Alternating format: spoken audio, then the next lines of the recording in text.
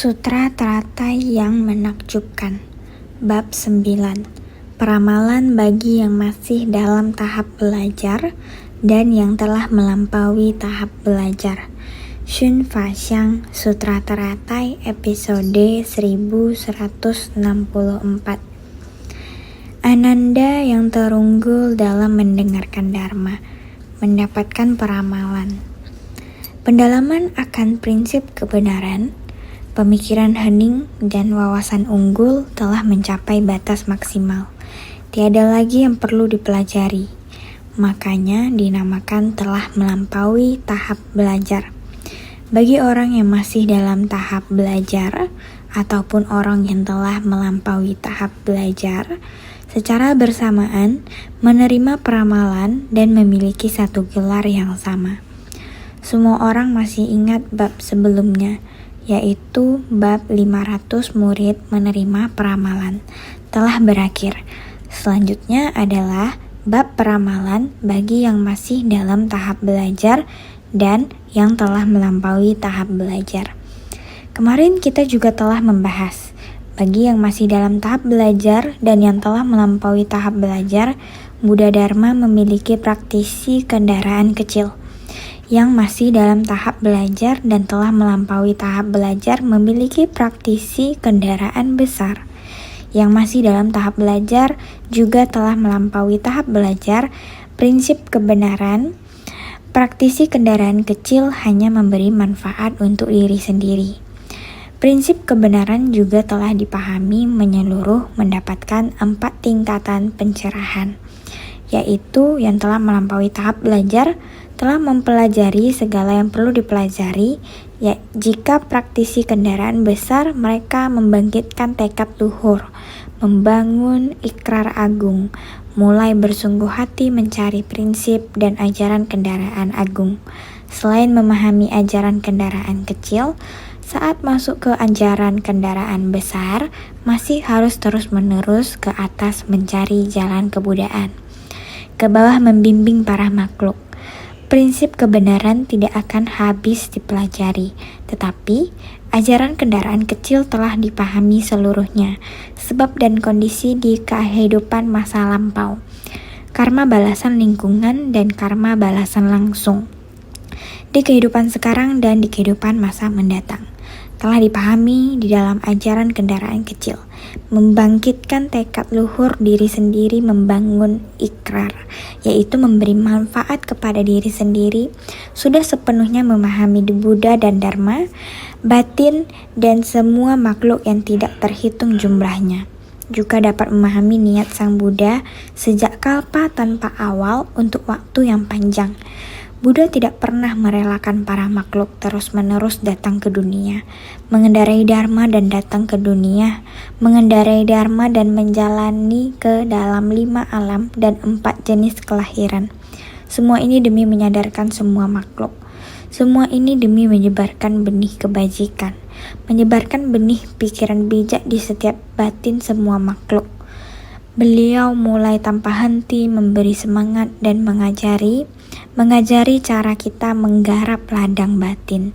Semua benih di dalam batin harus bersungguh hati dan berusaha keras menggarap dengan mempraktikkannya dalam tindakan nyata. Ajaran kendaraan besar sebelum kalpa sebanyak butiran debu, Sutra Teratai, Buddha telah menyampaikan bahwa ini adalah benih dari niat awal, tetap berada di dalam kalpa sebanyak butiran debu, terus-menerus dilahirkan kembali selama banyak kehidupan. Ini karena demi membantu benih-benih ini menjadi matang, dari satu tumbuh menjadi tiada terhingga. Tiada terhingga berawal dari satu. Para bodhisatwa di dalam sutra makna tanpa batas, para bodhisatwa dapat menimbulkan benih yang tiada terhingga. Dengan prinsip kebenaran ini, semoga setiap orang membangkitkan tekad luhur, berjalan di jalan bodhisatwa dengan menyebar prinsip kebenaran ini secara universal, supaya semua orang dapat menerimanya, dapat mendengarkannya dan dapat merasuki hatinya, masuk ke lubuk hatinya, terus-menerus bergulir. Ini baru dapat mensucikan hati manusia. Buddha dengan menggunakan tekad seperti ini, tekad dalam jangka panjang, beliau bolak-balik. Orang yang membangkitkan tekad luhur setelah sadar, bersungguh-sungguh belajar Buddha, belajar semua ajaran Buddha. Seperti inilah Buddha terus berjalan. Seperti ini demi semua makhluk hidup. Buddha sangatlah kesepian. Isi hati Buddha ingin semua orang bisa memahaminya. Tidak boleh kurang satu orang pun. Setiap orang seharusnya mempunyai tanggung jawab. Ini baru disebut dengan membangkitkan tekad luhur. Membangkitkan niat tekad luhur ini berarti terus-menerus sampai 10 bumi bodhisattva. 10 tingkatan keyakinan, 10 tingkatan kediaman. Semua harus seperti ini, terus-menerus sampai paling dasarnya, sampai menjadi satu dengan semua hal di alam semesta, bersatu menjadi satu. Di tengah ini barulah benar-benar dharma sejati yang diajarkan Sang Buddha, mereka telah mengerti. Ketika itu para bodhisattva Dhammakaya datang dan pergi. Purna Maitrayani Putra, Mauglayana Sariputra, dan lain-lain, pengikut setia Buddha. Para murid ini semuanya menyembunyikan besar dan menunjukkan kecil, menggunakan metode demikian dalam perkumpulan sangga, agar semua orang dapat melihatnya. Inilah Buddha Dharma, kehidupan sangga. Dengan demikian, pengikut setia Buddha belajar mendengarkan ajaran dari Sang Buddha. Beginilah sangga. Kelompok sosial di luar sangga dengan sendirinya akan tahu bahwa ini disebut sangga dari Buddha Dharma. Ada kelompok seperti itu. Inilah Dharma sejati. Ini harus memiliki bentuk dan rupa. Meskipun prinsip kebenaran sejati Dharma tidak memiliki wujud luar, tapi harus ada Dharma ini untuk menggabungkannya. Meskipun ada Dharma terkondisi dan Dharma tidak terkondisi, tapi tetap ada Dharma di dunia ini. Dunia, bumi ini juga adalah perpaduan. Hanya saja dia di antara benda-benda di langit. Bumi ini memiliki persyaratan yang sangat lengkap. Ada makhluk hidup, ini juga adalah sebuah perpaduan. Benih berpadu antara langit dan bumi, air, api, udara, dan lain-lain. Matahari, udara, dengan cara ini, gunung dan sungai penuh dengan pepohonan hijau dan rimbun. Ini juga adalah perpaduan antara benih sebab dan kondisi pendukung. Oleh karena itu, ada gunung, sungai, dan bumi, tanah, air, api, dan angin. Semuanya ada. Api yang dimaksud adalah panas, yaitu matahari. Ketika digabungkan seperti ini, segala sesuatu di antara langit dan bumi akan berpadu. Ini sama juga untuk agama. Kita menyebutnya agama. Agama juga harus adanya organisasi. Dengan adanya organisasi baru ada ajaran. Sehingga pada zaman Buddha membutuhkan kelompok sangga dan organisasi, walaupun sudah sangat banyak orang yang mengikuti Dharma yang diajarkan oleh Buddha. Namun ketika mereka mendengarkan Dharma, tidak semuanya berhenti di kendaraan kecil. Sebenarnya ada banyak biksu yang merupakan bodhisattva Purna Maitreya Yani Putra, merupakan seorang biksu yang merupakan bodhisattva. Dia mempraktikkan jalan bodhisattva, dia menghayati harapan Buddha, dia juga masuk ke kerumunan orang banyak untuk menyadarkan dan membimbing para makhluk. Ini adalah biksu yang merupakan bodhisattva. Sariputta dan Mauglayana juga sama. Sariputra adalah terunggul dalam kebijaksanaan, sering berdebat dengan ajaran non-Buddhis, baik ajaran yang benar maupun ajaran yang sesat. Membuat semua orang bisa menjadi jelas bahwa prinsip kebenaran ini seharusnya kembali pada Dharma sejati. Sariputra dan Mauglayana senantiasa berada dalam perkumpulan agama ini. Begitu banyak agama dalam perkumpulan agama ini. Ada yang datang dengan pertanyaan sulit, ada yang datang untuk mempersulit. Karena adanya Sariputra dan Maugayana, mereka bisa menangani hal-hal ini, bisa menghadapi keyakinan rumit yang dari luar mereka bisa menanganinya satu persatu.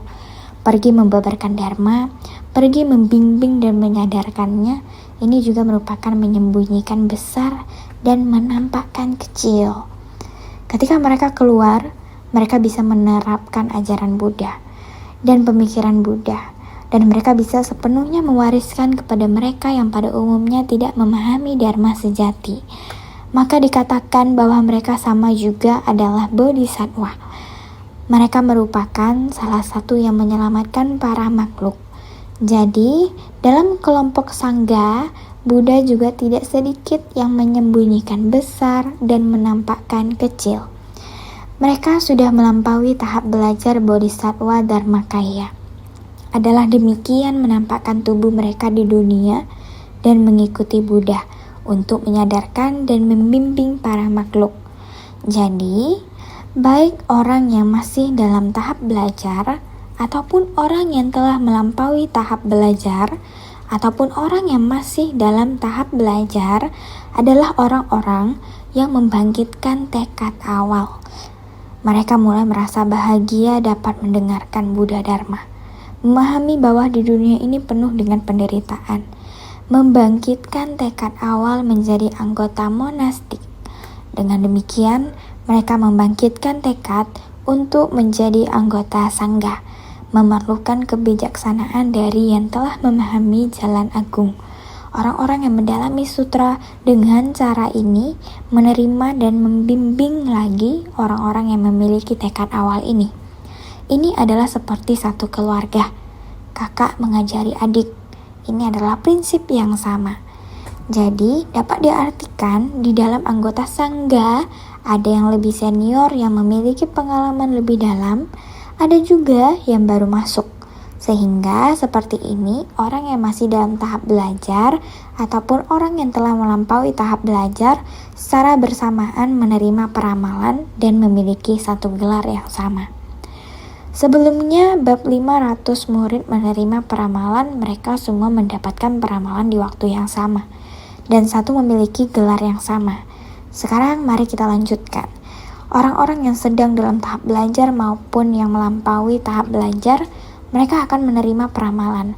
Bersama-sama, orang yang sedang dalam tahap belajar maupun yang melampaui tahap belajar akan menerima peramalan mencapai kebudaan yang diberikan oleh Buddha sendiri. Apabila ada orang yang bersedia menjadi anggota monastik, welas asih Buddha, beliau ingin semua orang memiliki keyakinan. 500 arhat, 1.200 orang sudah menerima peramalan kapan akan menjadi Buddha. Di antara para murid utama ini, Purna Maitrayani Putra dan lainnya. Di dalam kumpulan 1.200 orang ini telah menerima peramalan. Para murid utama ini di antara para murid utama. Masih ada Ananda, pengikut setia Sang Buddha yang belajar. Ananda adalah yang terunggul dalam mendengarkan Dharma. Masih ada Rahula. Rahula terunggul dalam praktik tersembunyi. Di depan Akda membicarakan tentang 500 orang murid. Ada membicarakan murid yang semua orang kenal dan ketahui. Murid yang semua orang telah kenal sebelumnya sudah menerima peramalan. Sebenarnya murid yang semua orang telah kenal jika kita melantulkan sutra, tidak kekurangan Ananda. Tentu saja Rahula juga berada di singgasana. Jadi ini adalah semua mengenal dan mengetahui.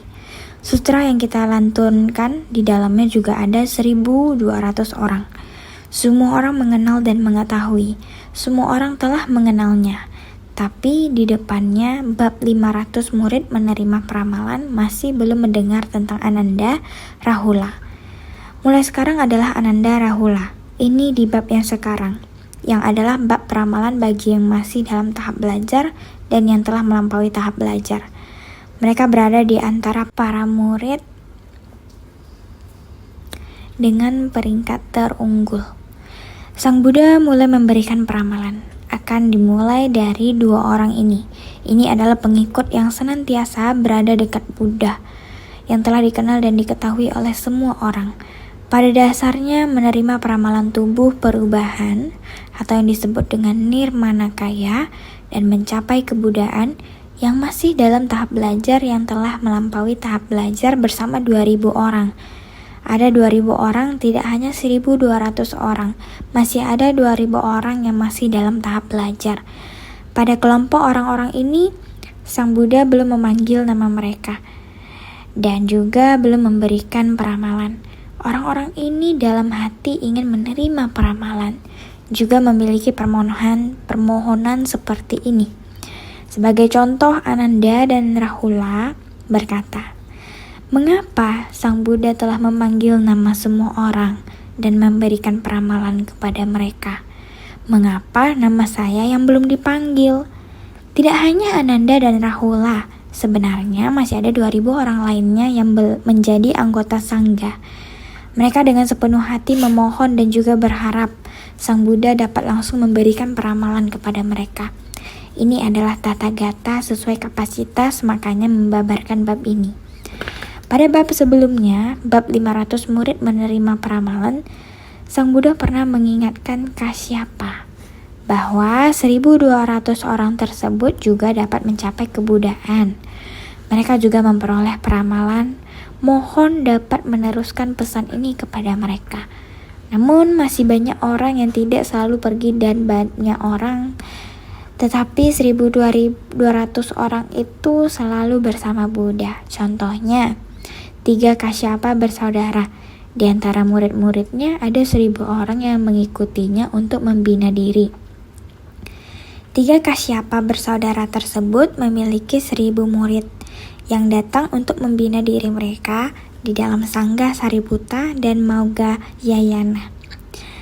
Mereka juga membawa sekelompok murid untuk datang membina diri di bawah Sigasana Buddha. Karena mereka datang berkelompok, mereka semua ada di antara 1200 orang tersebut.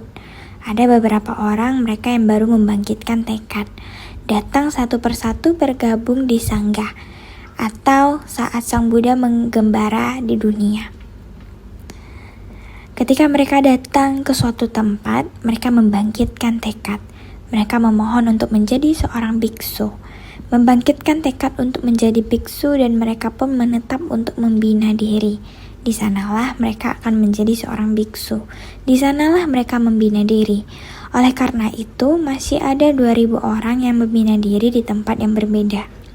Jadi, masih ada banyak orang kewelas asihan Sang Buddha sesuai dengan kapasitas disesuaikan dengan para murid yang tinggal di luar. Juga akan mempunyai kesempatan untuk diberi peramalan. Oleh karena itu, kita membahas bab ini, bab peramalan bagi yang masih dalam tahap belajar dan yang telah melampaui tahap belajar, yaitu tentang murid-murid yang tersebar di berbagai daerah. Ini harus kita dengarkan. Bab yang berikut ini sebelumnya kita harus memahami yang di depan.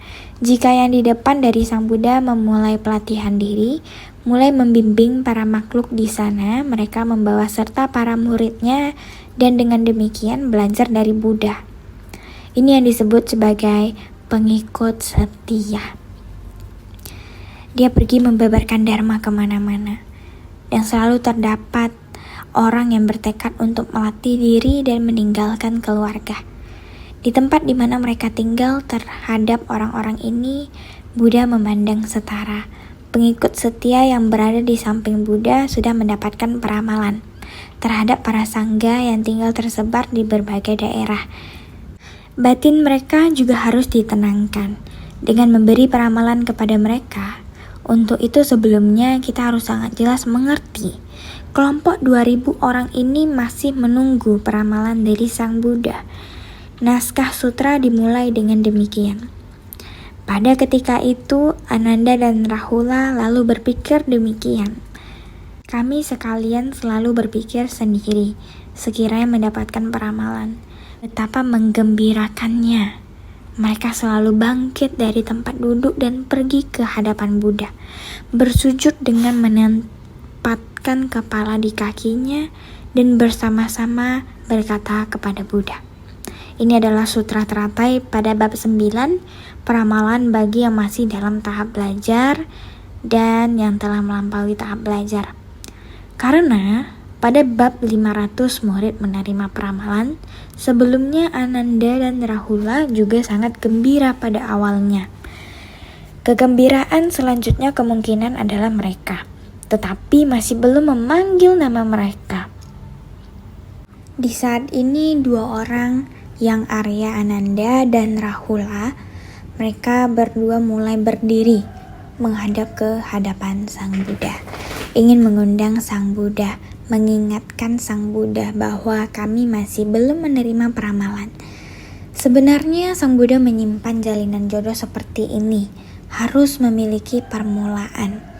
Oleh karena itu Ananda dan Rahula menjadi yang terunggul 2000 orang di belakangnya. Adalah orang yang bisa mendapat awal peramalan. Ananda seluruh persamuan tahu dan kenal. Kita sekarang memiliki sutra yang dapat dibabarkan, memiliki sutra yang untuk didengarkan. Ajaran Buddha dapat tetap berada di dunia ini. Jasa Ananda sangat diperlukan. Seseorang yang harus kita beri rasa terima kasih, pendengar dharma dan juga penyebar dharma. Ananda mulai pada saat ini di dalam hatinya dia sangat yakin Sang Buddha pasti akan memberikannya peramalan. Rahula juga begitu. Maka dari itu mereka datang menghadap Sang Buddha. Pada ketika itu Ananda dan Rahula, Ananda di sini memiliki arti merayakan dengan sukacita. Pada saat yang Arya dilahirkan, banyak orang sedang berkumpul dalam berbagai perayaan. Seluruh kerajaan dalam perayaan penuh kegembiraan. Ananda memiliki arti merayakan dengan sukacita. Ketika Ananda lahir, menurut kisah dan yang tercatat dalam sutra, itu adalah waktu ketika Sang Buddha menjadi Buddha. Itu adalah waktu Ananda lahir. Maka karena itu, saat Ananda lahir, seluruh kerajaan dalam perayaan penuh kegembiraan. Seluruh negeri sangat bergembira. Ananda adalah putra Raja Suklodana, yang merupakan adik dari Raja Sudodana. Juga adalah paman dari Siddhartha. Jadi dengan kata lain, Ananda dan Buddha Sakyamuni adalah sepupu. Ketika Ananda lahir, itu adalah Buddha Sakyamuni kita saat beliau mencapai pencerahannya. Jadi semua orang sangat bahagia. Namanya yang diberi nama merayakan dengan sukacita. Juga bisa dikatakan saat dimana setiap orang sedang berbahagia. Setiap orang benar-benar sangat merayakannya. Terkisah bahwa Dewadatta yaitu kakak kandung dari Ananda. Hubungan mereka seperti ini, namun waktu Ananda lahir adalah waktu ketika Buddha tercerahkan.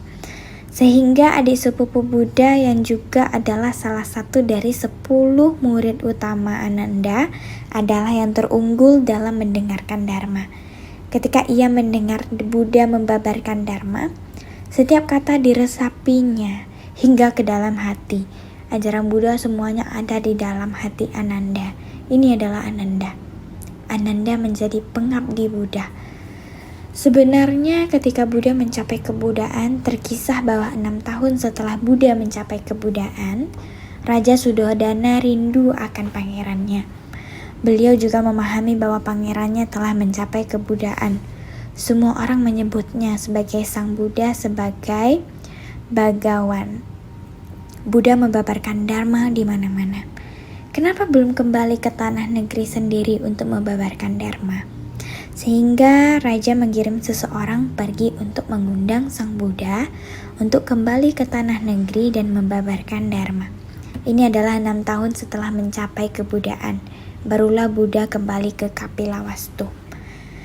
Raja Sudodana berpikir bisa bertemu dengan putranya dan betapa besar sukacita ini. Seluruh orang di dunia merayakan sukacita ini. Yang Maha Sadar hadir di dunia, yang dihormati semua orang.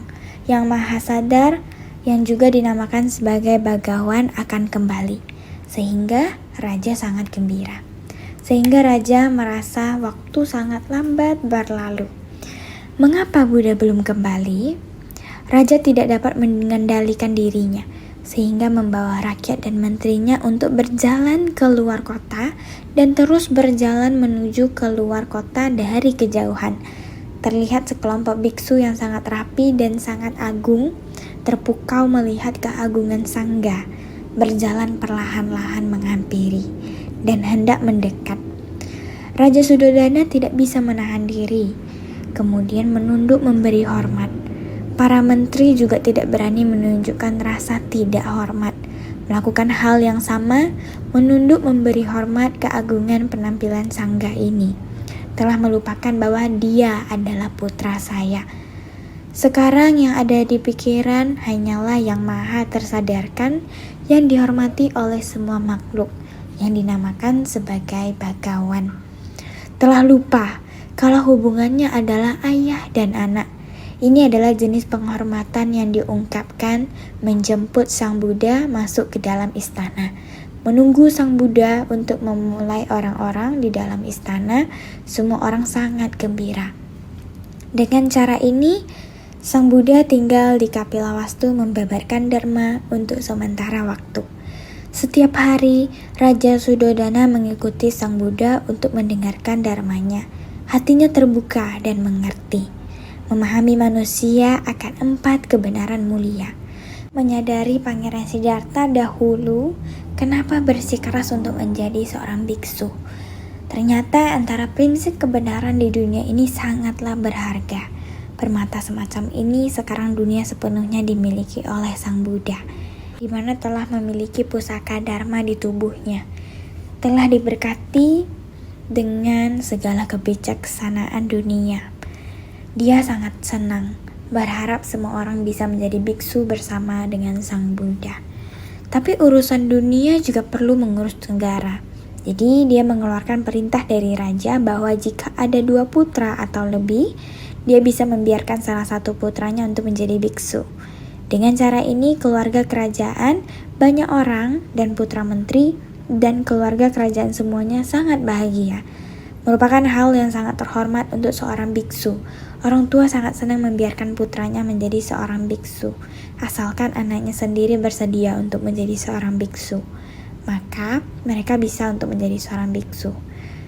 Pada waktu itu, ketika Sang Buddha kembali ke Kapilavastu, banyak pangeran di istana yang bersedia menjadi biksu.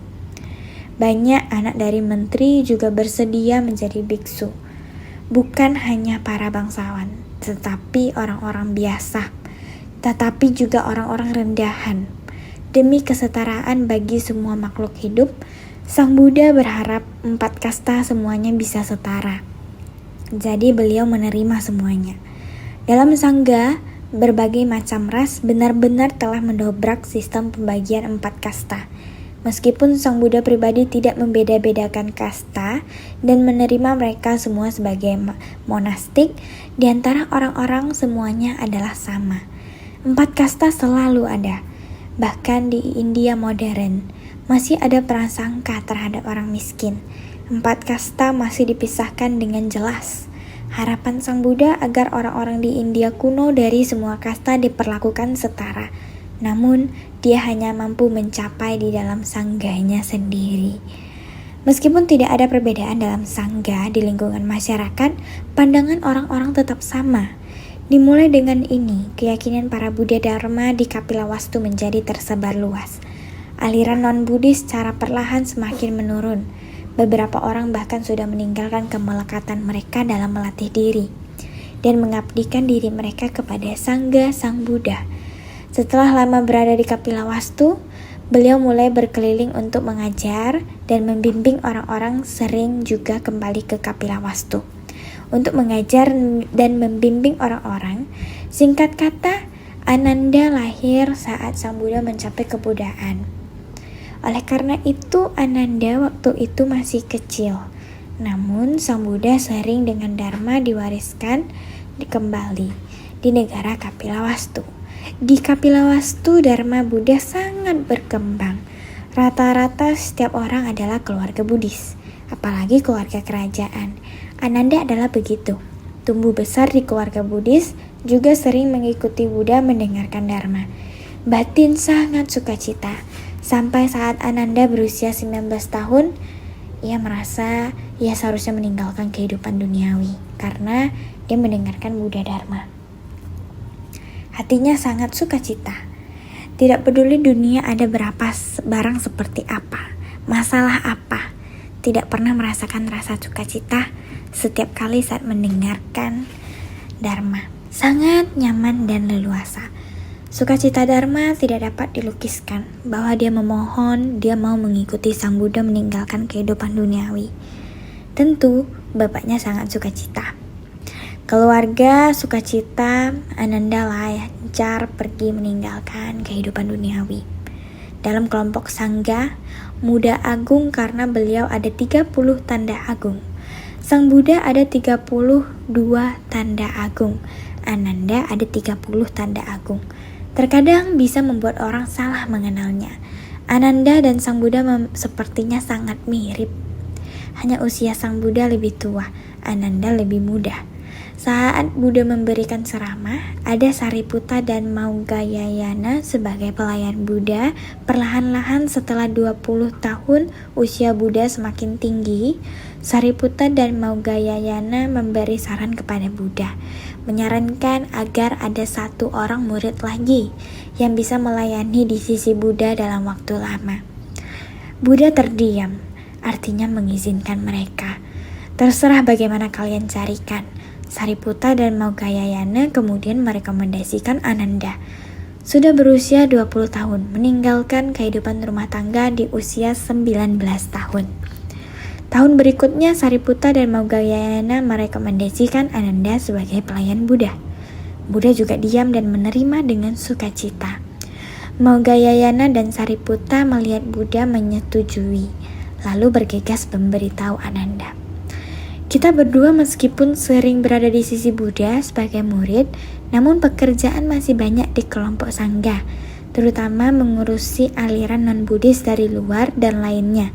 Orang dan masalah yang berasal dari luar juga harus mewakilkan Buddha mengurusi persoalan di luar, sehingga Buddha membutuhkan pelayan yang bisa terus berada di sisi. Apakah kamu bisa berada di sisi Buddha melayani Buddha, menggantikan kita melayani Buddha? Apakah bisa? Lalu Ananda berpikir, kalau saya mau menjadi pelayan Buddha, tentu saya sangat sukacita. Tapi saya ada syarat. Bisa menjadi pelayan Buddha, tidak semua orang bisa mendapatkannya.